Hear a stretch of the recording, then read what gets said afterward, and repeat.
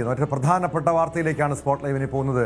കരൂർ ദുരന്തത്തിൽ നടൻ വിജയിയെ CBI ചോദ്യം ചെയ്യുന്നു. ഡൽഹിയിലെ CBI ആസ്ഥാനത്താണ് ചോദ്യം ചെയ്യൽ പുരോഗമിക്കുന്നത്. ഉച്ചയ്ക്ക് 12 മണിക്കാണ് വിജയ് ഹാജരായത്. എന്നാൽ തമിഴ്നാട്ടിൽ നടന്ന സംഭവത്തിൽ CBI എന്തിനാണ് ഡൽഹിയിലേക്ക് വിളിച്ച് ചോദ്യം ചെയ്യുന്നതെന്ന് DMK വിമർശിച്ചു. അജയ് സുധാ ബിജു ചേരുന്നു. അജയ്, വിജയിയെ, അതായത് നേരത്തെ ഈ കേസിൽ കരൂർ ദുരന്തത്തിൽ പാർട്ടിയിലെ നേതാക്കളെ ഉൾപ്പെടെ ഡൽഹിയിൽ വിളിച്ചു വരുത്തിയായിരുന്നു ചോദ്യം ചെയ്യൽ. ചെന്നൈയിൽ CBIക്ക് ഓഫീസുള്ളതാണ്, എന്തിനാണ് ഡൽഹിയിലേക്ക് വിളിച്ചു വരുത്തിയത് എന്ന സംശയം, വിമർശനങ്ങളൊക്കെ ഉയരുന്നുണ്ട്. 12 മണിക്കാണ് ചോദ്യം ചെയ്യൽ ആരംഭിച്ചത്. എന്താണ് ഏറ്റവും ഒടുവിൽ പുറത്തുവരുന്ന വിവരങ്ങൾ? ടോം, വിജയുടെ ചോദ്യം ചെയ്യൽ ഇപ്പോഴും പുരോഗമിച്ചുകൊണ്ടിരിക്കുകയാണ്. വിജയ് ആദ്യമായാണ് ഈ കരൂർ ദുരന്തം ഉണ്ടായതിനു ശേഷം ഒരു അന്വേഷണ സംഘത്തിന് മുന്നിൽ ഹാജരാകുന്നത് എന്നൊരു പ്രത്യേകത കൂടി ഈ CBIയുടെ ചോദ്യം ചെയ്യലിന് ഉണ്ട്. മുൻപ് തമിഴ്നാടിൻ്റെ ആഭ്യന്തര മന്ത്രാലയവും അതുപോലെ തന്നെ ഹൈക്കോടതി നിർദ്ദേശപ്രകാരം രൂപീകരിച്ച പ്രത്യേക SITയും കരൂർ ദുരന്തം അന്വേഷിച്ചിരുന്നു. എന്നാൽ അവർക്കൊന്നും മുന്നിൽ തന്നെ വിജയ് ചോദ്യം ചെയ്യലിന് എത്തിയിരുന്നില്ല.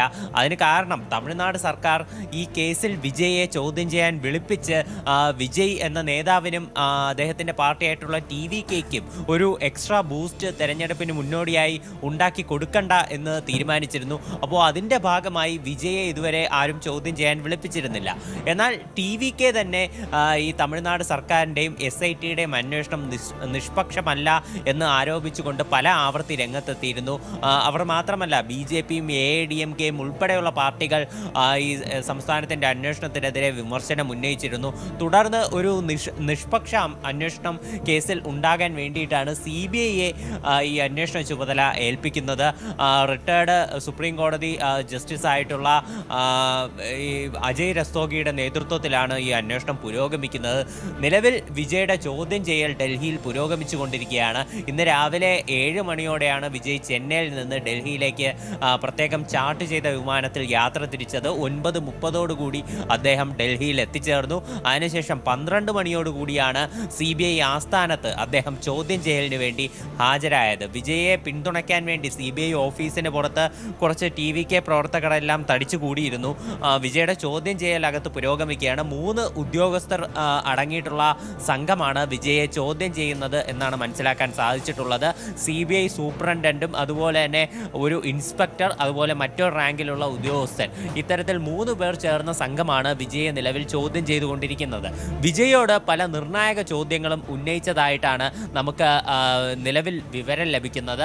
അതായത് ഈ കരൂർ ദുരന്തം നടന്ന ഈ സംഭവം, അതിനെ പറ്റിയിട്ടുള്ള ചോദ്യങ്ങളാണ്. കരൂരിൽ TVKയുടെ ഈ പാർട്ടി പരിപാടി, അത് ഇത്തരത്തിലൊരു പരിപാടി ഓർഗനൈസ് ചെയ്യുന്ന വിവരം വിജയ് അറിഞ്ഞത് എപ്പോഴാണ് എന്നൊരു ചോദ്യം ചോദിക്കുന്നുണ്ട്. അതുപോലെ ഈ പരിപാടി സംഘടിപ്പിച്ചതിൻ്റെ നേതൃത്വം നൽകിയത് ആരൊക്കെയാണ്, ഏതൊക്കെ പാർട്ടി പ്രവർത്തകർക്കാണ് ഇത് സംബന്ധിച്ചുള്ള നിർദ്ദേശങ്ങൾ നൽകിയിരുന്നത്, അതുപോലെ ഈ സ്ഥലത്തെത്താൻ വേണ്ടി ഈ സെപ്റ്റംബർ 27-ന് കരൂരിൽ വിജയ് എത്തിച്ചേരാൻ മണിക്കൂറുകളോളം വൈകിയിരുന്നു. രാത്രി ആണ് വിജയ് അവിടെ എത്തിച്ചേർന്നത്. അപ്പോൾ ഇത്രയധികം വൈകി അവിടെ എത്തിച്ചേർന്നത് എന്തുകൊണ്ടാണ്?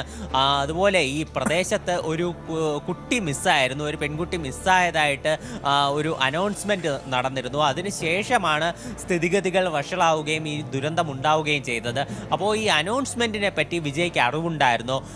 അതുപോലെ പോലീസ്, സംസ്ഥാന പോലീസ് പറയുന്ന ഒരു പ്രധാനപ്പെട്ട കാര്യം, ഈ ആൾത്തിരക്ക് ഇത്രയധികം ഉണ്ടാകാൻ സാധ്യതയുണ്ട്. അതുപോലെ ഈ കരൂർ ദുരന്തം നടന്ന ഈ സ്ഥലം, അത് TVK ആവശ്യപ്പെട്ട സ്ഥലം എന്ന് പറയുന്നത് വളരെ ഇടുങ്ങിയ സ്പേസ് ഉള്ള സ്ഥലമാണ്. അപ്പോൾ ഈ സ്ഥലപരിമിതിയെ പറ്റി വിജയ്ക്ക് അറിവുണ്ടായിരുന്നു. പിന്നെ ഈ പ്രശ്നം നടന്നു കഴിഞ്ഞ ഉടൻ എന്തുകൊണ്ടാണ് കരൂർ വിട്ട് ചെന്നൈയിലേക്ക് പോയത്, അതുപോലെ മറ്റു കാര്യങ്ങൾ, ഇത്തരം കാര്യങ്ങളൊക്കെയാണ് പ്രധാനമായിട്ടും വിജയോട് ചോദിക്കുന്നത് എന്നാണ് അറിയാൻ സാധിക്കുന്നത്. നിലവിൽ ഇപ്പോഴും ചോദ്യം ചെയ്യൽ പുരോഗമിച്ചു കൊണ്ടിരിക്കുകയാണ്. അതിനിടയിലാണ് ടോം തുടക്കത്തിൽ സൂചിപ്പിച്ചതുപോലെ, തുടക്കം മുതൽ തന്നെ TVK പാർട്ടി ഉന്നയിച്ച ആരോപണം, ഈ കരൂർ ദുരന്തത്തിന് പിന്നിൽ ദുരൂഹതയുണ്ട്. കാരണം അവിടെ പോലീസ് വേണ്ട രീതിയിലുള്ള സുരക്ഷാ ക്രമീകരണങ്ങൾ ഒരുക്കിയില്ല. ഭരണകക്ഷിക്ക് നേരെയായിരുന്നു TVK പാർട്ടി ആരോപണം ഉന്നയിച്ചത്. അതുകൊണ്ട് തന്നെ കേന്ദ്ര ഏജൻസികൾ ഈ വിഷയത്തിൽ അന്വേഷണം നടത്തണമെന്ന് പാർട്ടി നേതൃത്വം ആവശ്യപ്പെട്ടതാണ്. വിജയ്ക്കും അതേ നിലപാടായിരുന്നു. പക്ഷേ ഇവിടെ ഈ സാഹചര്യത്തിൽ അന്ന് പോലീസ്, അതായത് സംസ്ഥാന അന്വേഷണ ഏജൻസി കേസ് അന്വേഷിച്ചപ്പോൾ വിജയെ പ്രതി ചേർക്കാൻ പോലും തയ്യാറായില്ല. കാരണം അത് വിജയ്ക്ക് അനുകൂലമാകുമ്പോൾ തെരഞ്ഞെടുപ്പ് അടുത്തിരിക്കുന്ന സാഹചര്യത്തിൽ അത്തരമൊരു നീക്കമുണ്ടായാൽ, വിജയെ പ്രതി ചേർക്കുകയോ അറസ്റ്റ് ചെയ്യുകയോ ചോദ്യം ചെയ്യുകയോ ഉണ്ടായാൽ അത് വിജയ്ക്ക് അനുകൂലമായ സാഹചര്യമായി മാറും എന്ന വിലയിരുത്തലാണ് ഉണ്ടായിരുന്നത്. പക്ഷേ ഈ കേന്ദ്ര ഏജൻസി എത്തുന്നു, CBI എത്തുന്നു, അവിടെ കാര്യങ്ങൾ കണക്കൂട്ടലുകൾ, അതായത് DMKയുടെ കണക്കൂട്ടലുകൾ പൊളിയുമോ എന്നൊരാശങ്ക അവർക്കുണ്ടോ? കാരണം എങ്ങനെയാണ് ഈ വിജയെ ചോദ്യം ചെയ്യുന്നതിനോട് പാർട്ടി നേതൃത്വം ഉൾപ്പെടെ പ്രതികരിക്കുന്നത്? DMK ഈ വിഷയത്തിൽ ആരോപണം ഉന്നയിക്കുന്നത് CBIയുടെ നടപടി എന്ന് പറയുന്നത് അത് അനീതിയും അതുപോലെ തന്നെ നീതിക്ക് നിരക്കാത്തതുമാണ് എന്നതാണ്. അതായത് ഈ സാക്ഷികളെയും അതുപോലെ തന്നെ മറ്റ് ഈ ദുരന്തത്തിൽ ഇരയായിട്ടുള്ള ആളുകളുടെ ബന്ധുക്കളെയും ഡൽഹിയിലേക്ക് എത്തിച്ച് ഭയപ്പെടുത്താനാണ് ഈ CBI ശ്രമിക്കുന്നത് എന്നാണ് DMK ആരോപിക്കുന്നത്. DMK വക്താവായിട്ടുള്ള ശരവണൻ അണ്ണാദുരയാണ് ഇത്തരത്തിൽ ഒരു ആരോപണം ഉന്നയിച്ചിട്ടുള്ളത്. വിജയെ ഈ ചോദ്യം ചെയ്യലിന് വിളിപ്പിച്ചിട്ടുള്ളതാണെങ്കിലും നിലവിലൊരു സാക്ഷി എന്നുള്ള നിലയിലാണ് വിജയെ ഡൽഹിയിലേക്ക് വിളിപ്പിച്ചിട്ടുള്ളത്. സാക്ഷി എന്നുള്ള നിലയിൽ വിജയ്ക്ക് അറിയാവുന്ന കാര്യങ്ങളാണ് നിലവിൽ CBI രേഖപ്പെടുത്തുന്നതും. അപ്പോൾ DMK നിലവിൽ ഇതിൻ്റെ ഒരു പ്രാഥമിക ഘട്ടത്തിൽ ഉന്നയിച്ചിട്ടുള്ളത് വിജയെ ഉൾപ്പെടെ ഭയപ്പെടുത്താൻ വേണ്ടി ഡൽഹിയിൽ വിളിച്ചു വരുത്തുന്നു എന്നുള്ളൊരു ആരോപണമാണ്. കാര്യം CBIയുടെ പ്രാദേശിക ആസ്ഥാനം ചെന്നൈയിലുണ്ട്. ചെന്നൈയിൽ വെച്ച് ചോദ്യം ചെയ്യാൻ അവസരമുണ്ടായിട്ടും എന്തുകൊണ്ട് ഡൽഹിയിൽ വിളിക്കുന്നു എന്നത് അവർ ഉന്നയിക്കുന്ന ഒരു കാര്യമാണ്. മാത്രമല്ല ഈ ചോദ്യം ചെയ്യൽ ഡൽഹിയിലായതിനാൽ വിചാരണയും ഡൽഹിയിലേക്ക് മാറ്റുമോ എന്ന രീതിയിൽ DMK ചോദ്യം ഉന്നയിക്കുന്നുണ്ട്. അതുപോലെ ടോം നേരത്തെ പറഞ്ഞതുപോലെ തന്നെ TVKയുടെ പ്രധാന ആരോപണങ്ങളായിരുന്നു പോലീസാണ് ഈ മേഖലയിൽ പ്രശ്നങ്ങൾ ഉണ്ടാക്കിയത്, കൃത്യമായിട്ടുള്ള ഗൂഢാലോചന ഈ വിഷയത്തിൽ നടന്നിട്ടുണ്ട് എന്നതെല്ലാം TVKയുടെ ആരോപണങ്ങളാണ്. വിജയ് ഉൾപ്പെടെ ലൈവിൽ വന്ന് ചോദ്യങ്ങളായി തന്നെ ഉന്നയിച്ചിരുന്നു. ഇതിനു മുൻപ് പ്രശ്നങ്ങളൊന്നും ഉണ്ടായില്ല, എന്നാൽ ഇപ്പോൾ മാത്രം എന്തുകൊണ്ട് ഉണ്ടായി എന്നുള്ള രീതിയിലെല്ലാം വിജയ് ചോദ്യങ്ങൾ ഉന്നയിച്ചിരുന്നു. അപ്പോൾ ഇത്തരത്തിൽ TVKയുടെ ആരോപണങ്ങൾ ഈ വ്യക്തമായി DMKയുടെ ഒരു ഗൂഢാലോചന പ്രകാരമാണ് ഈ കരൂർ ദുരന്തം നടന്നത് എന്നുള്ളൊരു ആരോപണത്തിന്റെ തെളിവുകൾ അത് എന്തെങ്കിലും അതൊക്കെ ചോദിക്കുന്നുണ്ട്. രാഷ്ട്രീയത്തിൽ എങ്ങനെയായിരിക്കും പ്രതിഫലിക്കുക എന്നത് ശ്രദ്ധേയമായിട്ടുള്ള കാര്യമാണ്. അജയ് സുധ ബിജുവാണ് ന്യൂസ് ഡെസ്കിൽ നിന്നും വിവരങ്ങൾ നൽകിയത്. ഇന്ന് രാവിലെ ഒരു ഞെട്ടലുളവാക്കുന്ന വാർത്തയാണ് കേട്ടത്. കോട്ടയം കാഞ്ഞിരപ്പള്ളിയിൽ വീട്ടമ്മയെ കഴുത്തറുത്ത നിലയിലും യുവാവിനെ തൂങ്ങി മരിച്ച നിലയിലും കണ്ടെത്തിയെന്ന വാർത്ത.